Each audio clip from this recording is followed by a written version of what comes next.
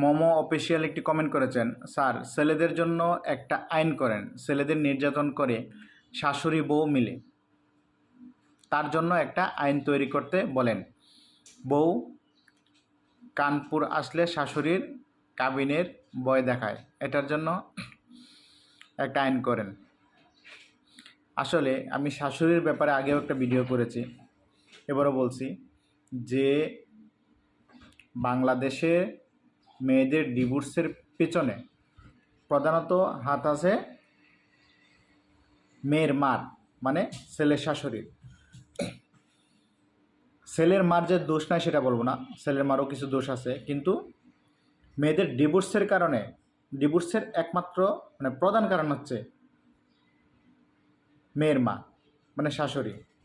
শাশুড়ির কারণে মেয়েদের ডিভোর্স হয়। তারা কি করে, মেয়েদেরকে শাসন না করে উল্টা মেয়ের সঙ্গ দিয়ে জামাইয়ের সাথে ঝগড়া করে, আর জামাইকে ভয় দেখায় বারবার যে ডিভোর্স দিয়ে দেও, আমার মেয়েকে ভালো জায়গায় বিয়ে দেবো। এটা আসলে ঠিক না। আমি শাশুড়িদেরকে বলবো, আপনাদের মেয়েদের ঘরে নিয়ে আপনাদের কী লাভ? তাই মেয়ের কথা না শুনে যেটা সত্য সেটা শুনবেন, দেখবেন ডিভোর্স হতেই পারে, সমস্যা থাকতেই পারে। আসলে উত্তরটা পেয়েছেন।